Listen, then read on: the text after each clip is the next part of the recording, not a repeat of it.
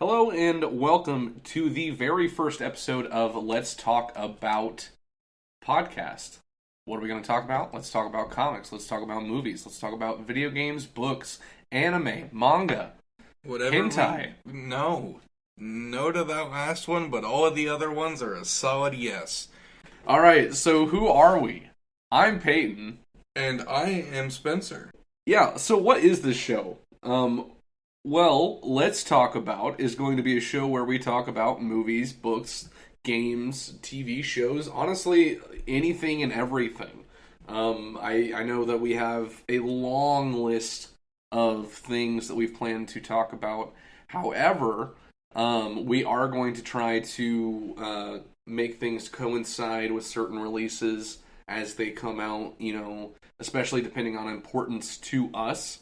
So maybe don't expect like a Game of Thrones throwback for House of Dragon, or maybe don't expect a Lord of the Rings retrospective for Rings of Power. Still haven't convinced Spencer to try to watch those films yet, but maybe We'll work on it. Maybe we could start with the Hobbit trilogy. I feel like that's worse. I've heard those are worse, but I feel like slightly more palatable for you. That's fair. Considering the first one is 4 hours of Frodo falling down and crying if you have the extended cut, which I do. It's on Blu-ray. But yeah, so we're going to be talking about a lot of things coming up. I'm really hoping, for the month of October to have an awesome, Halloween themed. We haven't planned everything out that far. But, we definitely have a big list that we want to tackle, as well as plans for reviewing upcoming releases and things that are going to be, coming out as time goes on. So, hopefully, it should provide, plenty of things to discuss, and hopefully lets us experience some stuff we haven't seen or read before. Yeah, so speaking of things that we have never seen before, I haven't watched our first thing. We're going to go ahead and get right into the movie talk. I had never seen SHAZAM from 2019. Can you walk me through, who's the director and all the cast and all that? Yeah. Because I have, before our rewatch, I had seen it once, and that was when it was relatively new.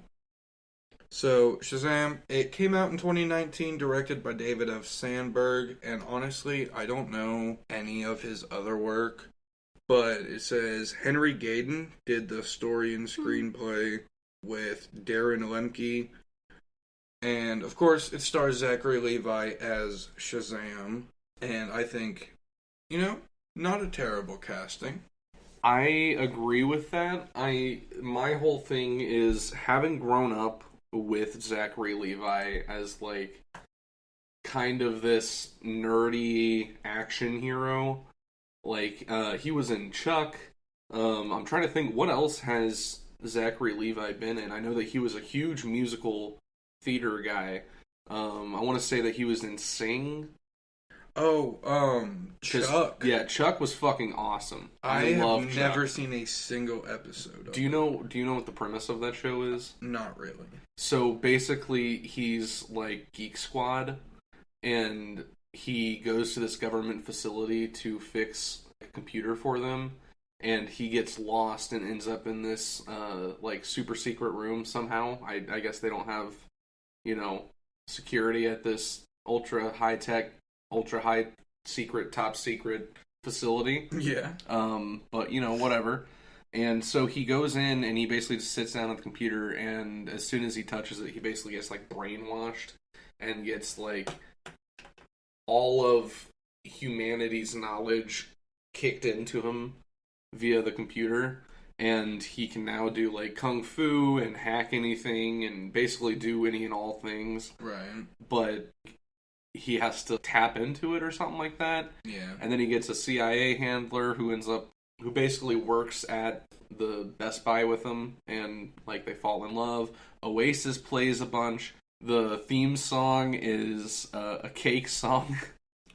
And yeah, that's he's been in a lot of stuff, but as for starring roles, Chuck, Shazam. He plays Fandral in the MCU, who was in Thor 2 and 3. Yeah, And yeah. I he actually does a lot of... prefer the casting, the original casting. That guy looks so much more like Findrel than Zachary Levi. I don't know. And he's also known for his voice work on stuff like Tangled.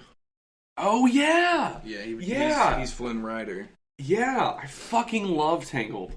It's genuinely like one of my more favorites, Pixar movies.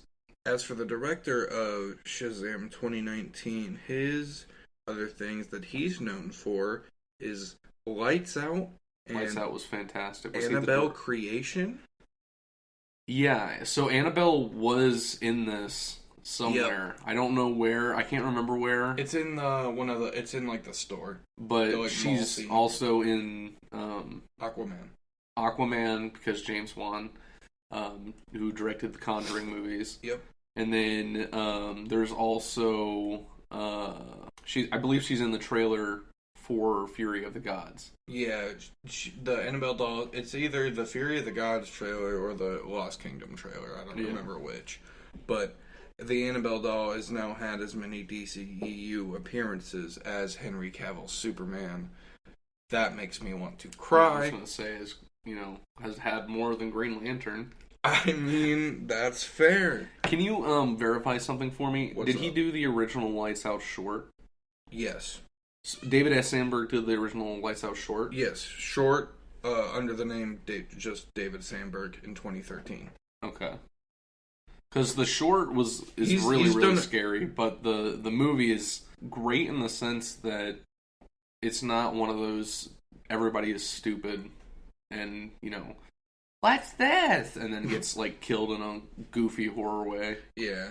But it's just, it's crazy how the DCEU keeps tapping horror directors, and even Marvel's done it now, bringing back Sam Raimi. And I love Scott Derrickson of the first Doctor Strange movie, and he was supposed to direct the second one as well. He's a horror guy. He just recently got off of doing The Black Phone. People fucking love that movie. Oh yeah, I didn't know that was him. But, not a big horror guy. I'm a bit of a pussy. I love horror movies, and James Wan is one of my favorite directors because dude made Saw, and I love Saw. I love the Conjuring movies just because, I have high blood pressure, and so I, tend to stay away from horror movies as a whole. Yeah. But when there's a good horror movie, that's when I'm a little bit more willing to watch it. So something like The Conjuring, something like Insidious. I'm trying to think. I think that might be it. Yeah. James Wan's other masterpiece that you're forgetting. Which one? Oh, Malignant? Yes, sir. I fucking fell asleep during. You did. You were He's psychically broadcasting his thoughts.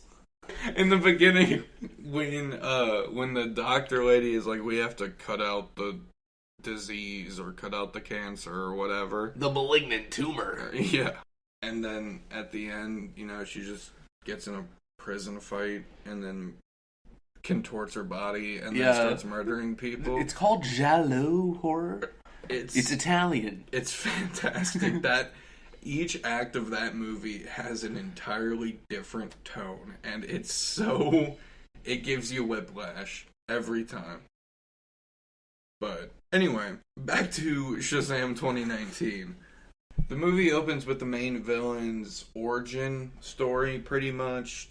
Thaddeus Savan. Thaddeus. Put some respect on the name. I don't care that much. Thad's family sucks. They are just bad people. Can I go through my interpretation of the intro? Yeah, absolutely. 1974, upstate New York. Car. Interior. Shitty dad is being shitty. Shitty dad being shitty. Shits on his son. Son having enough of it. Gets abducted by a wizard. Gets said, hey, you suck. Then he goes back, crashes the car, paralyzes his dad, and then pisses on him.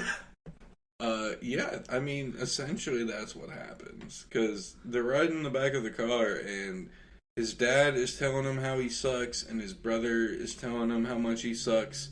And then all of a sudden, there's this weird door that he sees, and everything starts tweaking.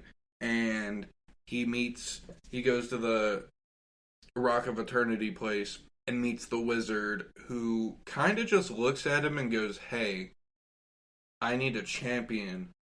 Are you worthy?" And then, like, 30 seconds later, the kid starts hearing demon voices in his head, and the wizard's like, nah, you're not it. You suck. You'll never be worthy. And then sends him back home, where he nearly kills his dad. So that's pretty cool.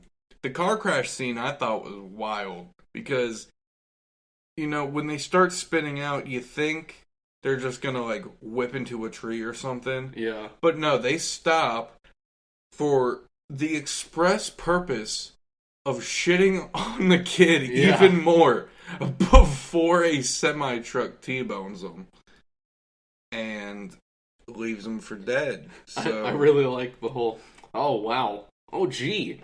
We could have been in a pickle there. You almost killed us. Boom. But I think the opening does a decent job at establishing the magic, because, the wizard gives the basic rundown.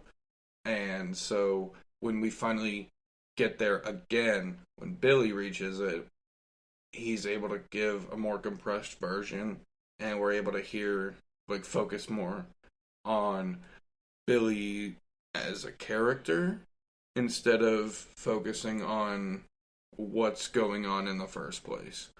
Yeah, and I want to talk about who plays the wizard, Jimon Hansu, who is most known for his role in the MCU as a character. Don't know his name. Probably not most notably known for that, but he's there. So he's in the Guardians of the Galaxy Volume 1. He's the guy that says Star Who, and he's also in Captain Marvel as part of the Strike Squad, I believe. Interesting. And then I'm trying to think what else he's been in, but he's a very good... I guess he's kind of been typecast as this mysteriously intense side character. That's fair. Like, one of my notes later on is Wizard is on 12 and I need him on, 6. Yeah, he's intense. Extremely intense. I also wanted to say that the kid that plays Billy Batson, Asher Angel, that's perfect casting. Incredible. Yeah, dude, that's perfect. Kills it. That was one of my notes too. Is Billy's actor kills it. I mean, I think the whole cast does, but Mark Strong is great. I didn't hate him. Really? So I took it as one of those things where it was like in Thor Ragnarok with Anthony Hopkins in there still. Yeah. Like, you get this classically trained Shakespearean level actor and you throw him into something where you're like, I need you to be on 10 all the time. Like, you have to be constantly serious when it's just a comedy. Right. And I think that in of itself shows his ability, to act. Just because his intensity worked as part of the comedy of the film. Yeah, 100%. And that's why I shouldn't say I didn't like him in the movie. I wasn't necessarily a fan of the character. Yeah, Dr. Savannah as a whole. Yeah, he kind of sucks. I personally don't know a lot about Shazam anyways, but Me either. I'm just like, what is there for him? Like, who's his rogues gallery outside of Black Adam? Right. Yeah, so, I mean, I'm glad they didn't go straight for a Black Adam thing. See, I personally believe that they're not going to do it ever, but we'll talk about that a little bit more in the Future Talk segment, but a little bit more about this film. I think the Seven Deadly Sins works, honestly, as a first villain. I do too. And then, obviously, with the second one, we're getting like completely original characters for that. And so I think that having these like one-off villains for them to show up, get defeated, go to prison, never break out, or just die. Right. I think that's fine for a character like Shazam. Maybe even something like it would be hard to sell a Shazam show, I feel like. Yeah. But I feel like something like this movie would work also as a show, in my opinion. Like you would have episodes more focused on the family. You would have a villain every week. Right, yeah. Like this, I think it would this work. movie felt very serialized. That's fair. Yeah, I think it works for what it is, and when it comes to the villain especially, I think Dr. Savan as a character, it makes sense for the story they're telling, because, you know, him also meeting the wizard and stuff, it ties into Billy's origin story, and it gives a good contrast, him being super, super serious all the time, you know, the 7 deadly sins, demons being, like, super gruesome and, like, intense, in contrast to Billy and the family having more lighthearted comedic scenes. I think it plays together pretty well. It's a lot more balanced than some other recent superhero comedies, you know? Love and Thunder. But I don't know about that though. I think it works. I mean, more. I feel like the way they balanced it was nice, because when it was serious, it actually felt serious. Whereas I didn't really get that as much, besides a couple scenes in Love and Thunder. Is this labeled as an action comedy? I think so. I really don't, at least from everything that I've read from like Taika interviews, he doesn't want the movie labeled as an action comedy. It's a comedy. That's fair. So I'm just kind of cutting them slack a little bit there. But I agree. I think, you know, there are moments in this movie that work better than Thor: Love and Thunder, especially the emotional moments. Well, I was not even necessarily the emotional moments, because I think that's honestly my favorite parts of Love and Thunder is the emotional moments. But it's like when Gore is on screen, he's scary, yes, but it gets undercut, I feel like, by them trying to, you know, keep the film a comedy. Whereas in Shazam, that like office scene, you know, people got thrown out of buildings, dude got his head eaten off, like this was shockingly violent. Like it was shot, and it was shot like a horror film almost. It reminded me almost of Sam Raimi, like the Doc Ock scene in Spider-Man 2 with the surgeons. It felt kind of like that. And I really like the way they executed it and struck that balance. Yeah. See, the thing that I really enjoyed the aspect of this movie where it did feel a little bit more serious at times, because that just worked for the character. You were giving him room to breathe, and I do agree with you. They just never properly gave Gore the room to breathe. It's honestly a shame that Gore was used as this one-off villain, because I feel like that would be in of itself a good trilogy villain for Gore, or for Thor. Yeah. Like, you know, in the first movie introduce Hercules, and then, you know, by the third movie, him and Hercules are best friends, and they're killing Gore or whatever. Well, I mean, in the Jason Aaron comics, it's 3 different Thors from 3 different time periods, all fighting an all-powerful Gore, and it's incredible. But I don't think they. I digress. Yeah, I don't think they would have gone that far. I digress. With Shazam, I think the villain, I mean, it works for the story they're telling, and I like how they used him. I don't necessarily think he was super threatening, and one thing I wrote down in my notes specifically is Thaddeus also sucks a little bit. He gets carried by the sins, which I wrote that pretty early, because he's kind of a pushover until he gets the orb. And as soon as he gets the orb, that's when he goes on the killing spree, and like that's the only time he actually really feels like a threat. Like he could do some damage. That and his first encounter where he punches Shazam into the atmosphere. Yeah, it makes his nose bleed. Yeah. So, I mean, other than that, he was just kind of a vessel for the Sins to get from place to place. And I thought they were good. I mean, I liked how they looked.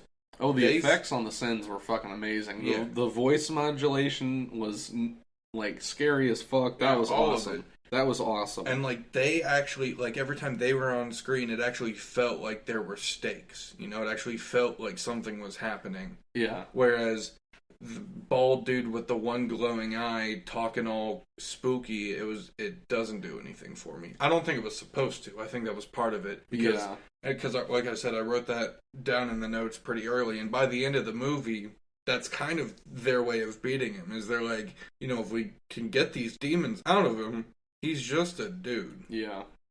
And that's why he baits Envy at the end. I will say... It's a good way to wrap it up. I think one thing this movie does is the details and little things it sprinkles in through the beginning and the middle all really do come together at the end, which I appreciate.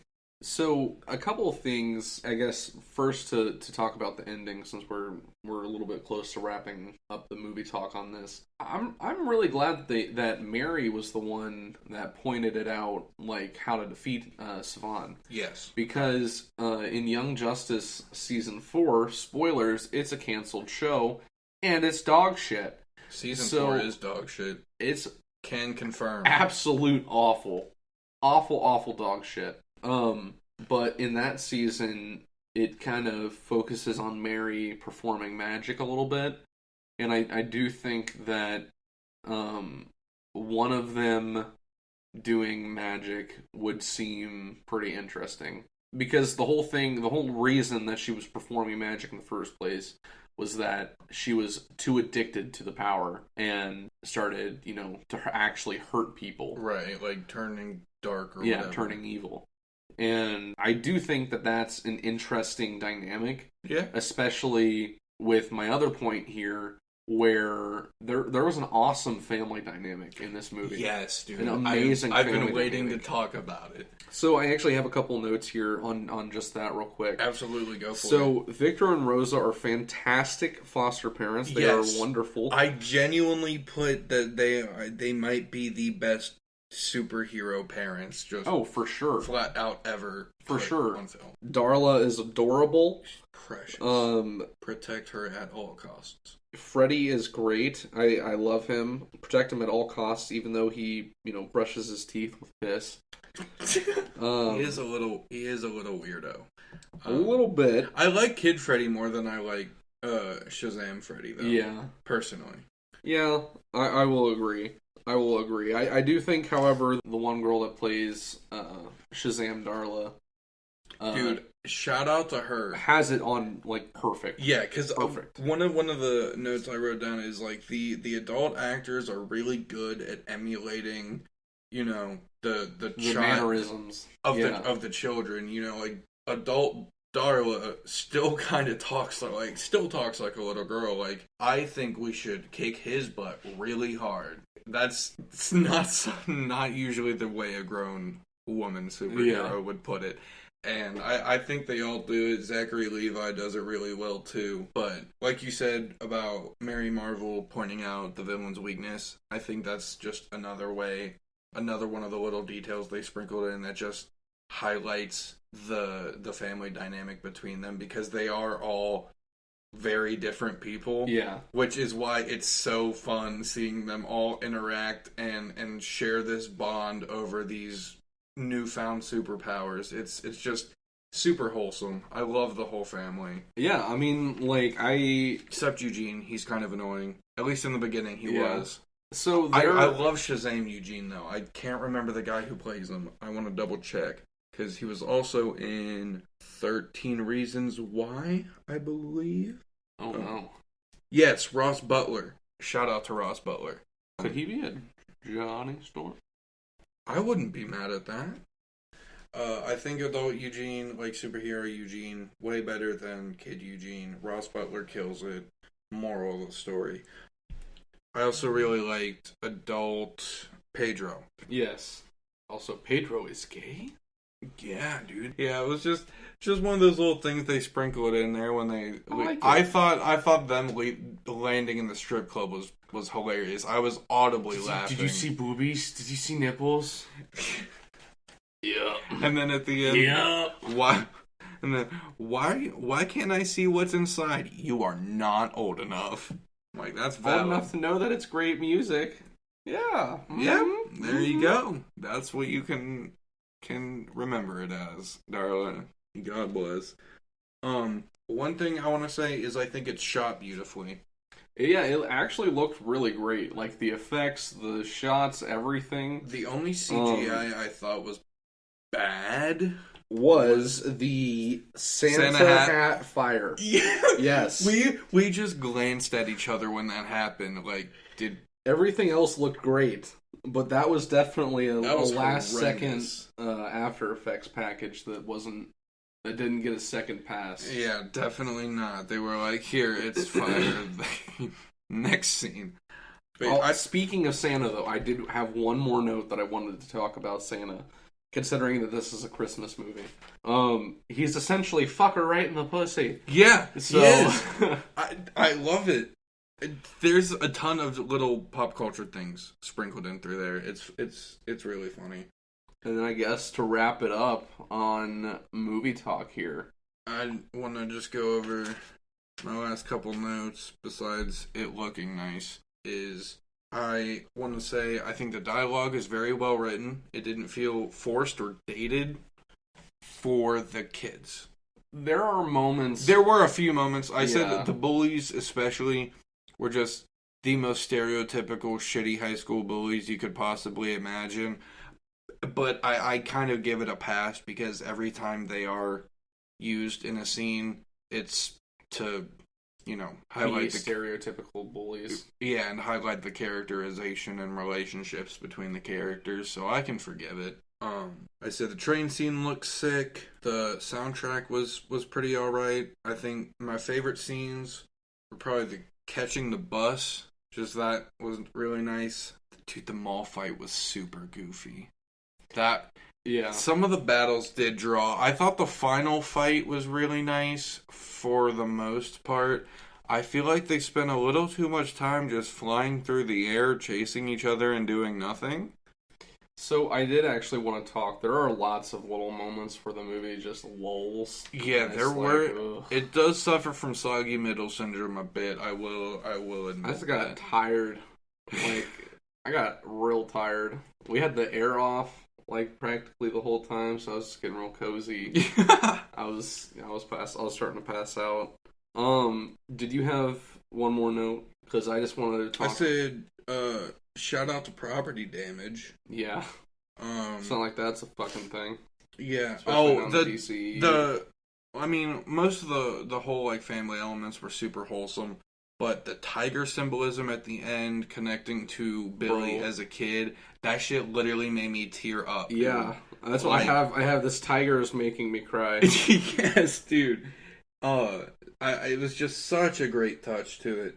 And, of course, love the Superman cameo at the end. It makes me miss Henry Cavill. Please come back. So please. I will say, please, I didn't Henry think Cavill, that this was as egregious as it was. Please come back.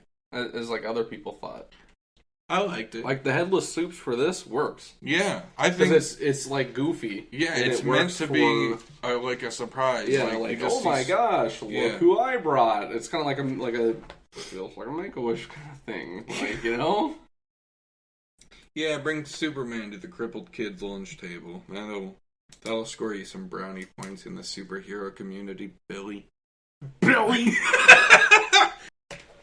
All right. Yeah, that's the end of our movie talk segment. What would you rate it out of 10? To 10, so, what would you rate it? Out of 10. So out of 10, I'm going to come up with something every time. Out of 10 people falling through buses, I give it 7.5. 7.5 people falling through the bus. Yes. All right. One got, on that, you know. I think it's mainly because of the moments that, like, lull. Overall, while it's fun, it's not fun enough. That's valid. I think even though there are moments that lull, just the performances and the characterization, I think, are good enough for me to enjoy it. So I'd probably say it's like an 8 for me.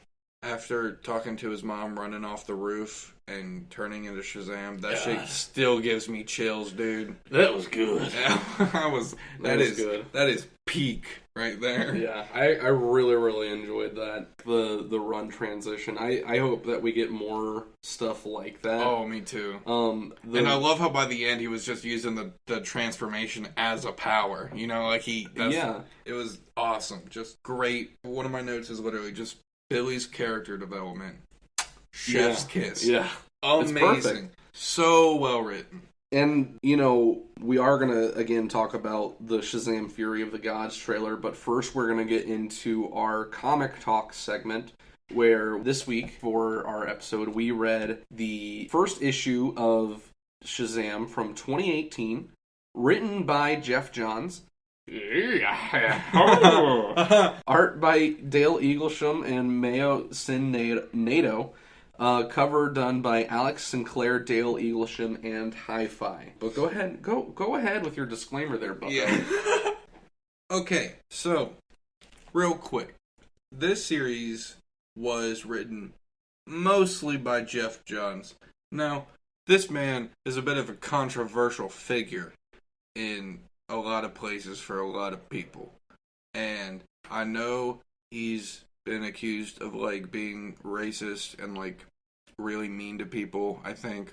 And I'm not super educated on the situation or him as a person.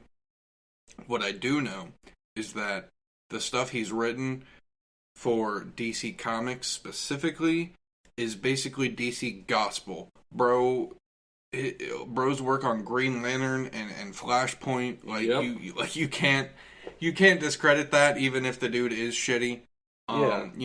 He still wrote those integral storylines, and I feel like we can analyze those pieces of writing as a piece of writing, just a piece of fiction as what it is. You know, we want to separate the art. From the artist. Yes, separate the art is from what we're shooting for here. Yes, just basically not trying to lock ourselves out of reviewing stuff made by potentially terrible people, because there's been a lot of very influential people in multiple types of art that have been awful. So, you know, sometimes you just gotta look at a piece as a piece and not a piece of the person that made it.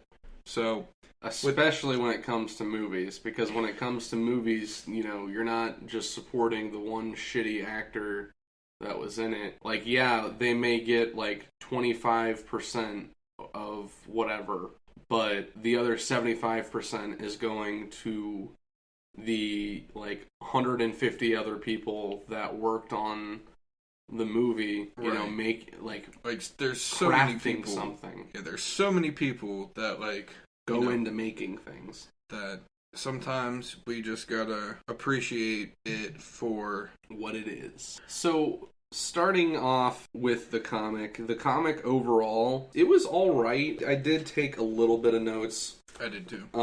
Not a whole lot. I literally wrote 4 lines. So I didn't necessarily feel movie parallels. This felt like something that would take place directly after the movie ended. Yeah, that's fair. So, and mainly what I mean in that is the kids seem very like, gimme, gimme, gimme, gimme, gimme, gimme, because they're just, I don't know, Freddy especially, they all just seem like they're using Billy.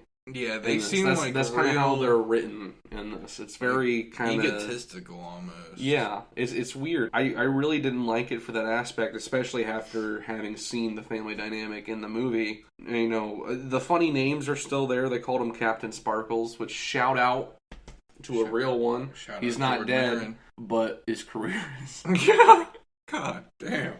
Which, no, it's not. Who are we? The goofy name gimmick got real real quick. Like, it wasn't that funny in the movie, and it was even less funny in this comic.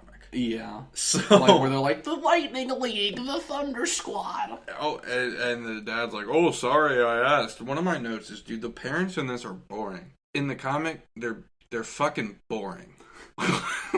Like, in the movie, I don't know, maybe it's just the actors in the movie that play the parents, but like, they had that charm from the first second they were in, and it's just not present in this book. They feel flat and just not fleshed out people. I like the way that the Shazam family is in Flashpoint.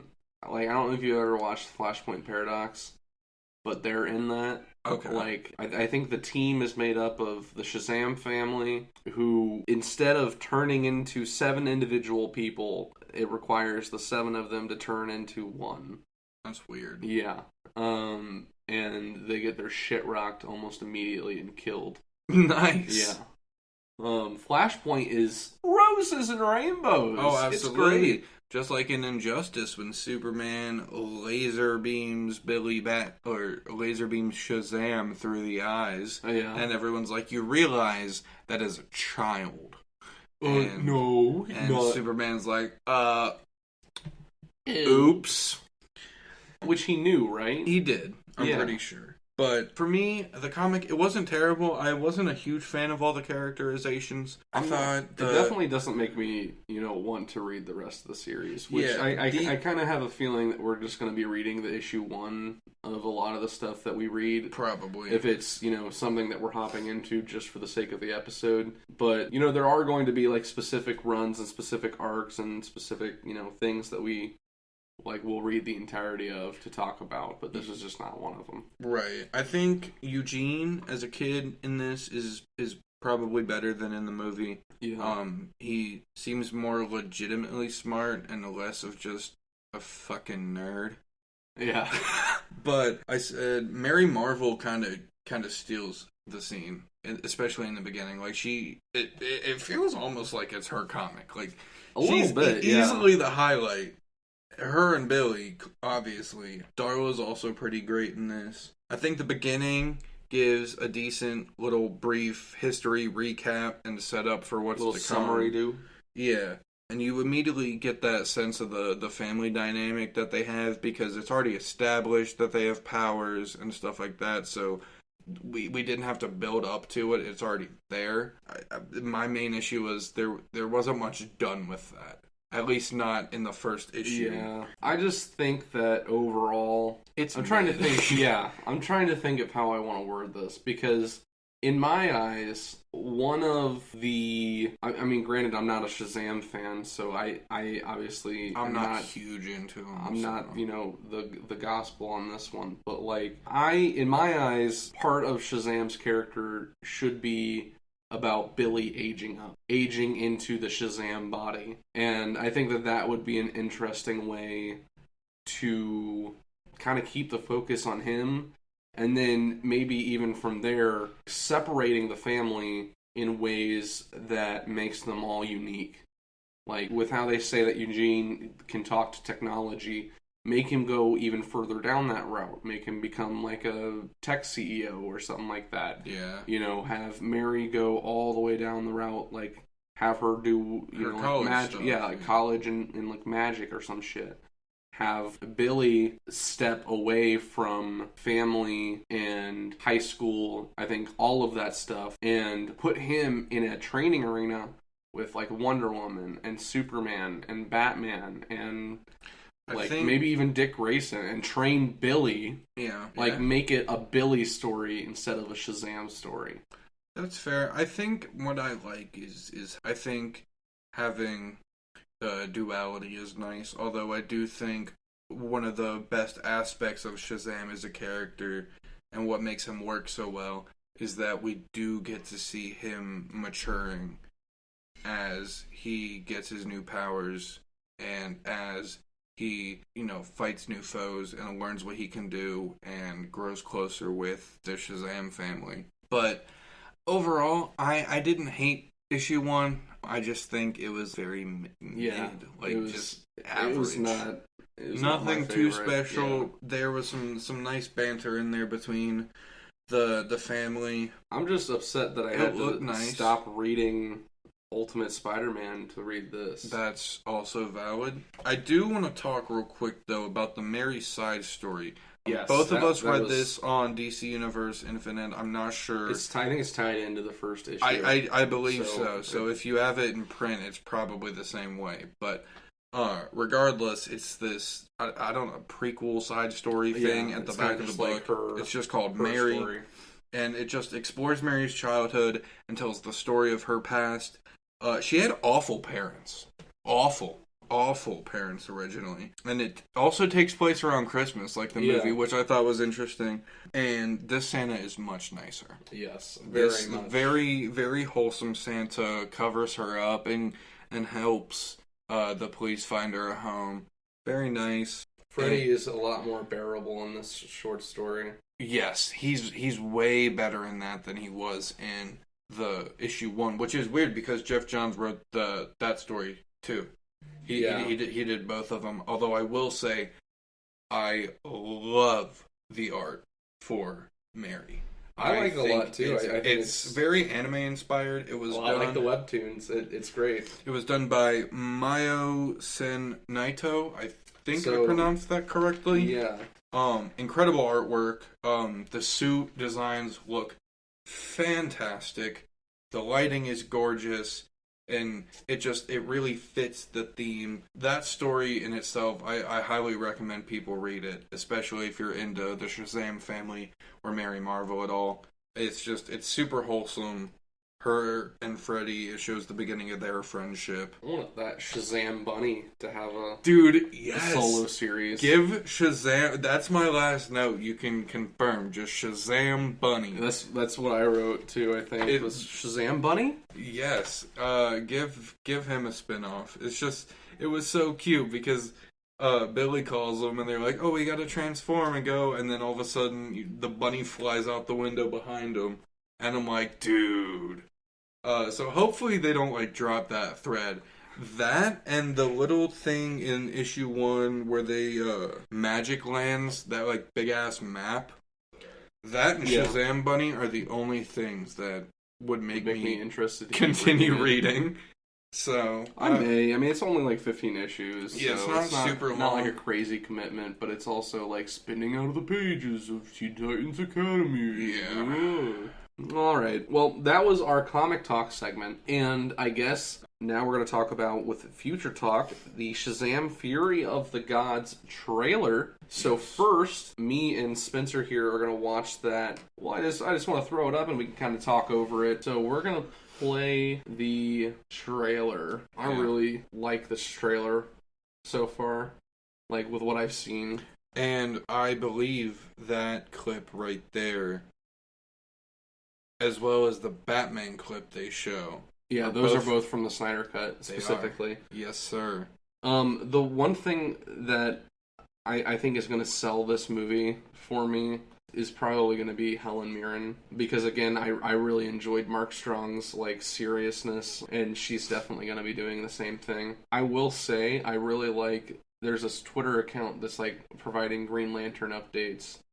And they found a Green Lantern teddy bear in this trailer. That's probably going to be the last bit of Green Lantern shit we see for a while. Well, I noticed it in the rewatch of Shazam 2019. That's something I actually forgot, meant to bring up during movie talk, is it's so deeply embedded in the Snyderverse.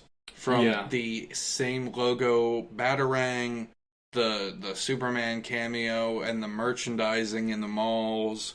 And then that combined with this trailer using the clips from the Snyder Cut specifically, it's just interesting to see. I like how embedded it is, and it just makes it... It's somehow less embedded than Peacemaker, though.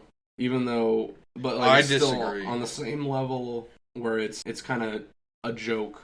I think it's just the way it helps world build so well. because it shows how regular people view these superheroes. But I love the Snyderverse connections in Shazam, and I'm really looking forward to, where that goes, and especially how they tackle it after the Flash movie comes out. But, because, the future of the DCEU, very uncertain. Very up in the air. Very rocky roads right now. I just want a total reset. That, or just, I don't know, but they need to do something to get it together and figure out what they want to do. But I'm trying to stay hopeful while not getting my hopes up too high. Yeah. Is essentially where I'm at. And I think that, something good is going to happen. Like, we're going to get... We're still going to get good movies. Because, Blue Beetle looks incredible.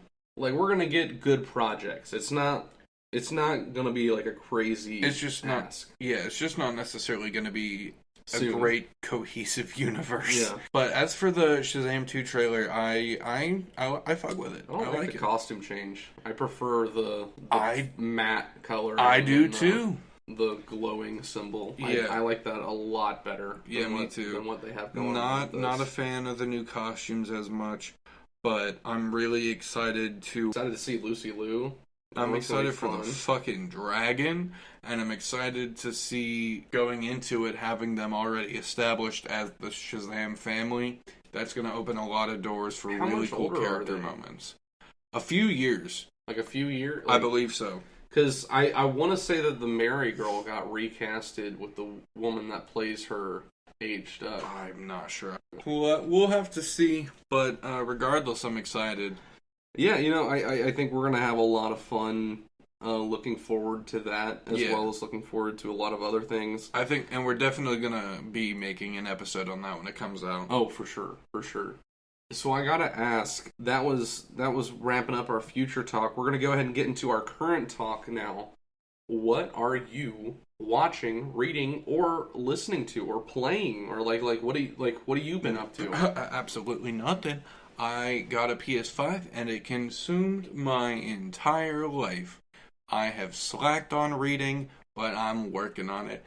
Hopefully, the podcast gives me a little bit more incentive to be more consistent with my reading, especially because I still have a laundry list of things I need to read and things that I've purchased that I have yet to read. I still can't believe I've read more Spider-Man comic books than you. Shut up.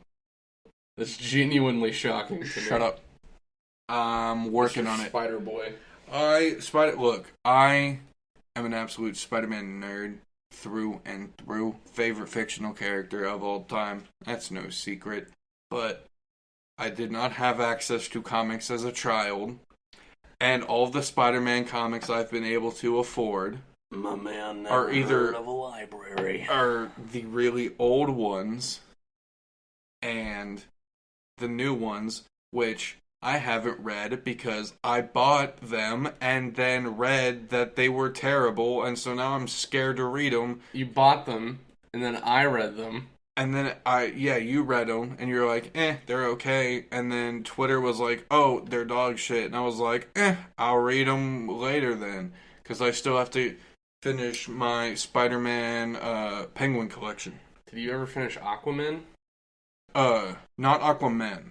No, I finished Aquaman The Becoming, and I have read the first issue or two of Aquaman. I also need to catch up with Symbol of Truth, Sentinel of Liberty. Mm-hmm. I need to catch up with all the X-Men shit. Yeah. Just a bunch of shit. Yeah. And also, Batman Killing Time just wrapped up, which I need to finish, because the first 3 issues of that are great. Also, Dark Knights of Steel finished. They just wrapped up. Yeah, because the last day... Pre-order. Yeah, last day was Sunday. It was a pre-order for a hardcover Dark Knights of Steel. Oh my god, that would have been sick. Yeah, I saw it too late. That pissed me off, man, because that series is amazing. Shout out to Tom Taylor. Taylor and Tom King, both some sad motherfuckers. Yes, sir. Also need to get caught up on Ghost Rider because Benjamin Percy is a goddamn goat. He's a writer for Wolverine, and Wolverine was fantastic. Overall... He did Green Arrow Rebirth, and that's incredible. Yeah. I think overall, the new X-Men stuff has been fucking fantastic. Yeah, he also does X-Force. Inferno was fantastic. I think X-Force just came back as well as Wolverine and New Mutants. I think everything's just hopping over to new creative teams.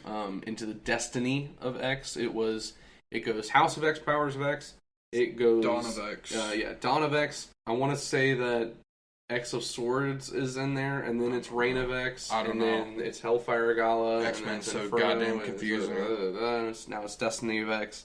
But I know I need to just It's all sit great down. except for X-Corps. I need to sit down and read the new Zeb Wells run of Spider-Man just to, form my own opinion on it. And then Dan Slott is also getting a new Spider-Man book, which a lot of people are very pissed about.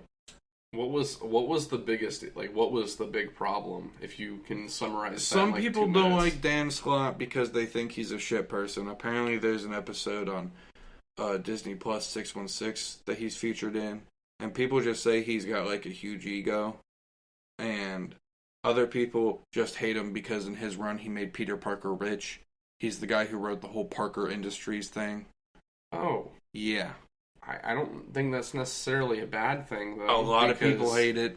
And I don't think the concept as a whole, maybe the execution was probably poor, but I don't think the concept as a whole is wrong, because if you got to think about, especially in the comics, not in the Ultimate Universe, but main 616, you got to think about with Civil War who his mentor was. Right. It was Tony Stark. Even after Civil War, Peter was still a brilliant man who created many brilliant things. Right, dude's been inventing technology since he was 15. Yeah, very easily starting he could have made a tech company. Yeah, not very far fetched. But regardless of your opinion on that arc, Dan Slott wrote it, and he's getting another book. And a lot of people aren't happy that he's the writer. But what I'm happy about is that Mark Bagley is back as the artist, because he is the guy who drew Ultimate Spider-Man. Oh. Yes, sir. Do you think it's still going to have that, look to it, though? No, I don't think so. It doesn't seem like it. Okay. I mean, it looks similar. I think the Ultimate comics are fantastic, and they're actually really well formatted. That's a bold statement.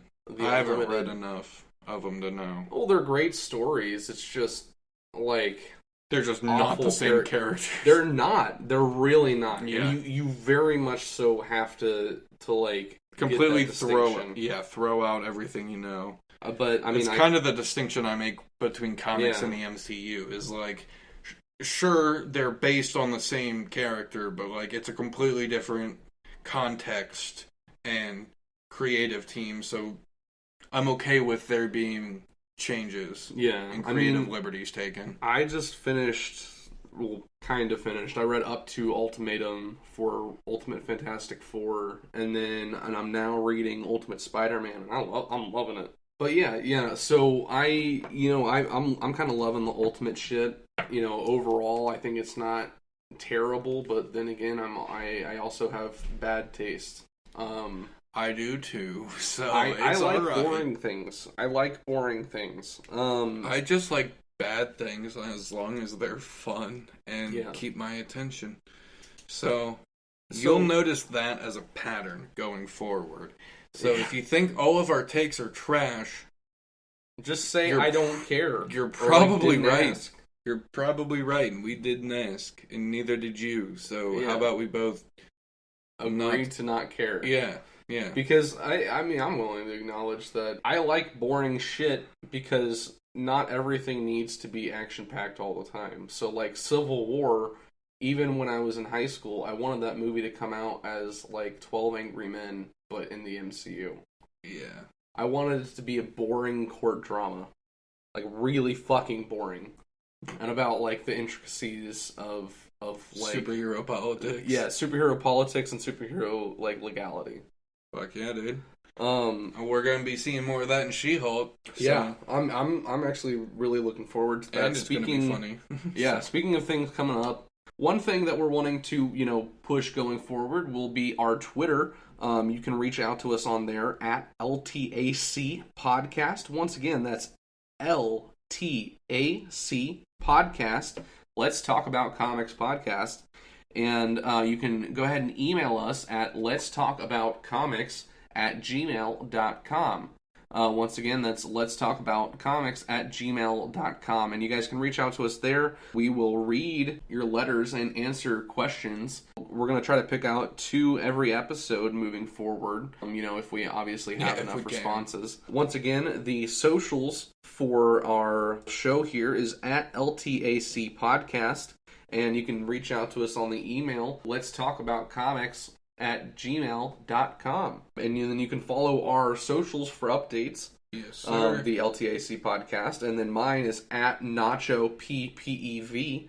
Once again, that's NachoPPEV. And you can follow Spencer here at Hippie Spider-Man, HIPPIE Spider-Man, all one word, all lowercase. Yeah, and our release schedule moving forward, we're right now looking at, trying to do it weekly. Yeah, trying to do a weekly release schedule with, potentially Wednesday to Thursday releases. Yeah. We're currently recording on Monday, August 1st. Just to go ahead and date this one. Yeah. But we're going to try to get recordings on Mondays and then, upload on Wednesdays. Yeah, we both do have actual day jobs that have not the most consistent schedules. But we'll make time as often as we can, because this is stuff we like to talk about, and we definitely want to get more people in on it and just bring the conversation, because there's a lot of toxicity in the comic community. Yeah. So yeah, hopefully we can provide a nice space where people can just share their opinions and kind of just shoot the shit and talk about what they like. Just hang out, and we are going to have a website at some point where you will be able to watch all of our episodes as well as follow up with our socials. One thing that I really want to push on the site, at a certain point, would be having a function where you can basically go into a map search and you can type in either a specific book or type in a specific issue, and it'll be able to tell you whether or not that's available at a comic shop near you or available at a library near you. I think that would be a fun feature to get added to the site at some point. We definitely want to push supporting your local libraries and local comic shops. If you can go out, support the industry, absolutely go for it. Yeah, buy from local artists. Go to cons. Cons are fun. People don't shower, but don't let that stop you from having your fun. Yeah, Go get something signed by somebody. I'm very much so looking forward to that, and I'm also very much so looking forward to more recordings of our show here. Thank you so much for joining us. If you are listening, we greatly appreciate it. Make sure you follow us on social media at LTAC Podcast. Reach out to us at the email letstalkaboutcomics@gmail.com. If you have any business inquiries or would like to sponsor the show, you can reach out to Let's Talk About Comics business@gmail.com. Once again, that's Let's Talk About Comics business@gmail.com. But thank you so much. I am Peyton. I am Spencer. And this is our show. Thank you so much. Have a good night.